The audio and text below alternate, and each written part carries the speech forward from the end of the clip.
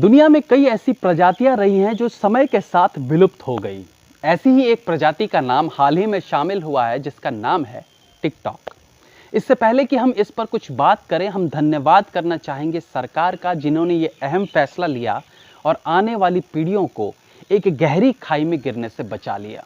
खैर, हम अभी की स्थिति की बात करें तो टिकटॉक और इन जैसे तमाम चाइनीज़ ऐप्स का बैन होना बेहद ज़रूरी था, क्योंकि इससे एक तो इन्फॉर्मेशन लीक होने का खतरा बना रहता था, दूसरा इन ऐप्स से चाइना हमारे द्वारा एक मोटी कमाई करती थी। और जब देश में इस प्रकार से युद्ध की स्थिति बनी हुई हो तो ऐसे वक्त में दुश्मन देश को किसी भी प्रकार की सहायता देना गलत है। खैर, हम विशेषकर टिकटॉक ऐप के बैन किए जाने पर चर्चा इसलिए कर रहे हैं कि इस पागलपन में अनेकों यंग लड़के लड़कियां अपने जीवन के साथ खिलवाड़ करने में लगे। एटलीस्ट अपने करियर के साथ तो खिलवाड़ कर ही रहे थे। टिकटॉक वीडियोस बनाना एक तरह से सनकीपना होने लगा था। लोग इसके एडिक्टेड होते जा रहे थे और जल्दी से नाम, शोहरत, पैसा कमाना चाहते थे, बिना ये समझे कि इसके बदले हम अपनी आने वाली पीढ़ियों को क्या मैसेज दे रहे हैं।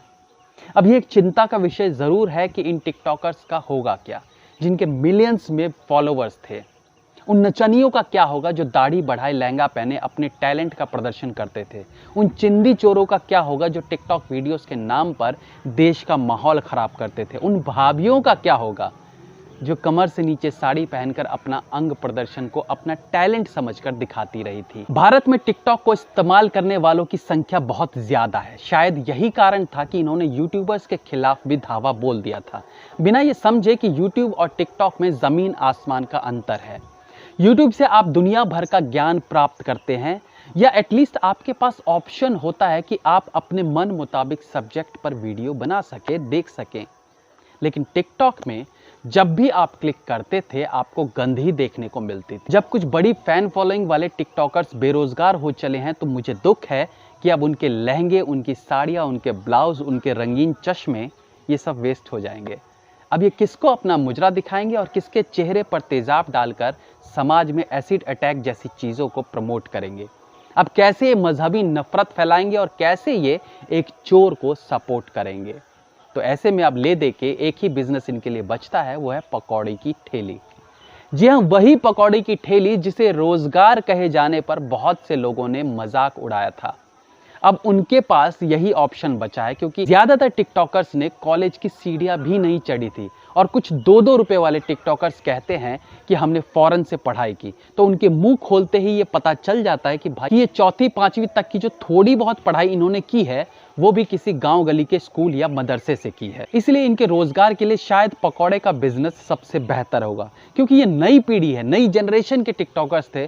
पता नहीं इन्हें टायर पंचर लगाना आता भी हो या नहीं, इसलिए बेहतर हो कुछ पकौड़ी डालने जैसा बिजनेस ये शुरू कर लें। बाकी अब शादीशुदा भाभियां जो टिकटॉक बनाने के नाम पर गेस्ट अपीयरेंस में अपने पति को भी रख लेती थी, वो भी अब इस टिकटॉक की दुनिया से बाहर निकलकर अपने पति, परिवार, सास ससुर की सेवा कर सकेंगी। क्योंकि पहले तो टिकटॉक की मोहमाया में फंसी इन भाभियों को ना घर की फिक्र थी ना बच्चों की। वैसे अब ये लोग अपना टाइम पास करने के लिए वापस वही सास बहू वाला सीरियल देख सकती है।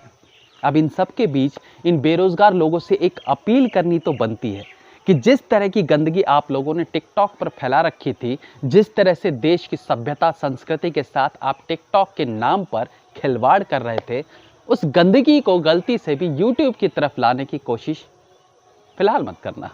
यूट्यूब साफ स्वच्छ है, ऐसा ही रहने दें। दोस्तों, टिकटॉक बैन करने की हमारी लड़ाई बहुत पुरानी है। इस पर हमने तब आवाज़ उठाई थी जब तबरेज के नाम पर कुछ 2 रुपए के टिकटॉकर्स ने धमकियों वाली वीडियो बनाई थी। तभी से हमने ठान लिया था कि टिकटॉक जैसे ऐप्स, इस तरह के प्लेटफॉर्म्स न केवल हमारी संस्कृति के साथ खिलवाड़ कर रहे हैं, बल्कि ये आने वाली पीढ़ियों को बर्बाद करके रख देंगी और देश के आपसी भाईचारे के लिए भी ये खतरा है। इसलिए इसे बैन किया जाना बेहद ज़रूरी है। तो तब से जो हमने इसके खिलाफ लड़ाई शुरू की, उसमें अब जाके हमें सफलता मिली है। पिछले दिनों हमने एक वीडियो बनाई थी जिसमें ऑन कैमरा टिकटॉक को डिलीट करके आप लोगों को प्रोत्साहित करने की कोशिश हमने की थी, ताकि आप भी इस टिकटॉक को अपने फ़ोन से डिलीट कर दें। और हमारी ये मुहिम काफ़ी हद तक सफल भी रही। टिकटॉक को अनइंस्टॉल करके कई लोगों ने हमें वीडियोस भेजी, उन सब का मैं आभार व्यक्त करता हूँ। बाकी इस मुहिम में अजय नागर जैसे लोगों ने जो कदम उठाया था उसे नज़रअंदाज नहीं किया जा सकता। दरअसल ये एक मुहिम के अंतर्गत ही संभव हो सकता था। मुझे खुशी है कि युवा वर्ग का एक बड़ा तबका ऐसा है जो टिकटॉक को बैन करने के पक्ष में था और सरकार ने भी इस ओर कदम उठाया जो सराहनीय है।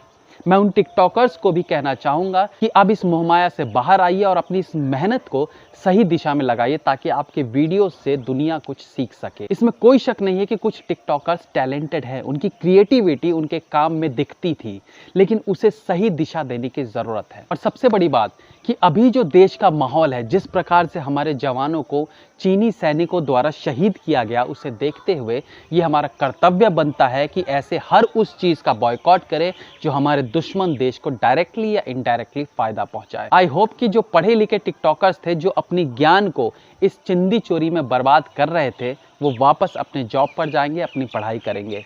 जो लड़कियां टिकटॉक पर बॉयफ्रेंड गर्लफ्रेंड खेला करती थी, वो इस मोहमाया से बाहर आएंगी और बाकी बचे हुए जो लोग टायर पंचर लगाते थे वो भी अपने कामों पर लौट आएंगे। शुरू में थोड़ी परेशानी होगी क्योंकि अब इनके कपड़े बदल चुके थे, इनके स्टाइल बदल चुका था, इनके ब्रांड्स के साथ एड्स करने की आदत पड़ चुकी थी। वो अब टायर में पंचर कहाँ लगा पाएंगे और पता नहीं अभी उन्हें पंचर लगाना आता भी होगा कि भूल गए होंगे। बट जो भी है, धीरे धीरे सब कुछ सामान्य होने लगेगा। ये लोग फिल्टर की दुनिया से बाहर निकल वापस अपने असली रूप में आ जाएंगे। थोड़ी फ्रस्ट्रेशन होगी, थोड़ा गुस्सा आएगा। ऐसे वक्त में आप अपने पुराने दिन याद कर लेना जब आप घंटों धूप में बैठ के गाड़ियों के टायर बदला करते थे। अब वही सब कुछ आपको दोबारा करना है, इसलिए concentrate on your real job. TikTok तो टेम्परेरी था, पंचर लगाना इज परमानेंट। और ये पंचर लगाने वाले टिकटॉकर्स कौन थे वो हमें आप कमेंट सेक्शन में ज़रूर बताइएगा। तो दोस्तों, आप सबको बधाई कि आखिरकार इस टिकटॉक की अंधेर गर्दी से हम बाहर आ सके और अपने भविष्य को बचा पाए। आप सब जिन्होंने हमारी इस मुहिम में सहायता की, उन सब का दिल से आभार। जय हिंद, वंदे मातरम।